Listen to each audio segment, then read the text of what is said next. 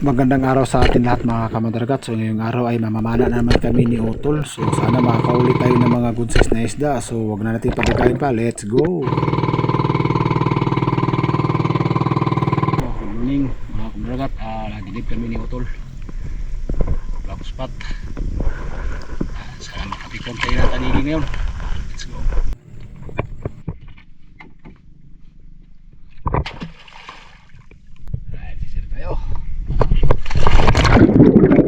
After natin mag-warm up dahil mga kamandragat, so diretso na tayo sa malalim na part ng dagat mga kamandragat. At dito sa ating paglapag, grabe napakalinaw ng dagat. At dito hindi natin nakikita yung mga bait fish. So nag-apply na tayo ng fish call. Tapos maya konti may nakita tayo malaking isda na naaninag natin. So ginapang natin yung konti mga kamandragat. At medyo linalapitan natin kasi napakailat ng isda na ito. At dito malapit na tayo, nakita natin na isa pala itong Toblerone. So tinansya natin yung distansya mga kamandragat. Ayun, grabe, sapul na sapul.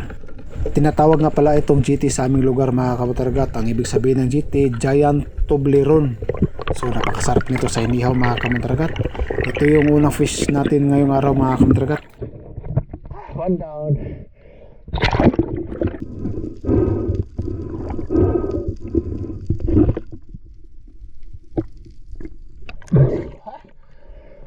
Salamat sa Diyos. First catch, Giant Toblerone GT.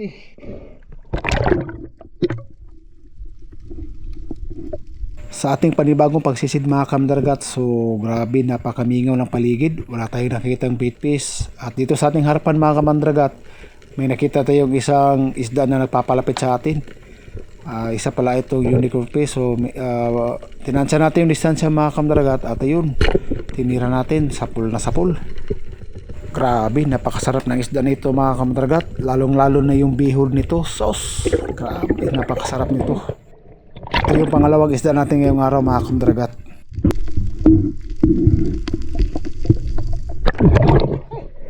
Second fish, sarahan. At dito nagsagawa na naman tayo ng panibagong pagsisid mga kamandragat. So ganun pa rin, wala pa rin tayo nakikita mga bait fish. Napakamingaw ng paligid. So nagpapot-pabot lang tayo dito sa ilalim. At paglingon natin sa likod mga kamandragat, may nakikita tayong isda na umikot-ikot. Isa pala itong mulmul o green lapu-lapu. At ayun, tinansya na natin distansya. Boom! Grabe, na-stone shot siya mga kamandragat. Good size na isda na ito mga kamandragat. Sabi nila bawal daw itong hulihin, pero dito sa amin mga kamandragat hindi ito bawal kasi wala tayong ordinance na nagbabawal sa paghuli nito. Nakadepende kasi yan sa mga lugar na mayroong ordinansa kaya nagbaban sila sa paghuli nito. Pero wala tayong batas na nagbabawal sa paghuli ng parrot fish mga kamandragat. Ikatalogis na natin. Ha? Mulmul! At dito sa last fish natin mga kamandragat, may nakita tayo dito na isda na pumasok sa ilalim. So inispatan natin yan mga kamandragat at hinanap natin kung saan sila sumuot. Medyo nasa ilalim sila na part mga kamandragat kaya nagdadalawang isip na akong tirahin. Ngunit nasasayangan kasi ako. At yun, parang napipilitan ako na tirahin kasi sayang din naman, good size na. Nakalimutan ko palang i-unload na yung isa kaguma ko mga kamandragat kaya medyo na-stuck yung bala natin dito sa ilalim. At ayun na, kitang-kita ko na yung isda mga kamandragat.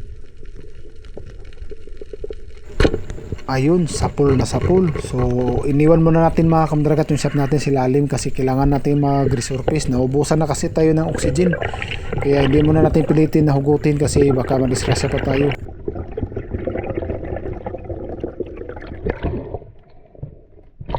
At dito niretrieve natin yung ating shot mga kamandragat. Buti kamo hindi ka nung nabaon sa ilalim kaya hindi na tayo nahirapang hugutin pa.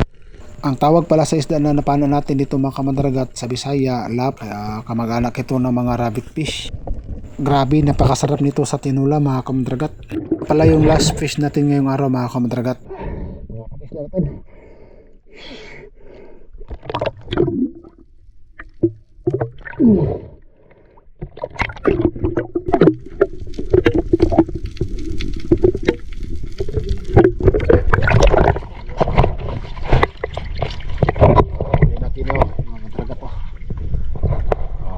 Piraso.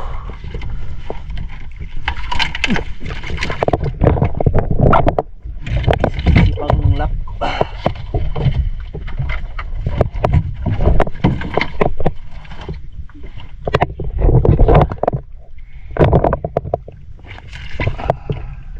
Tabalon mo na mo niya. Sukulit umaris ba?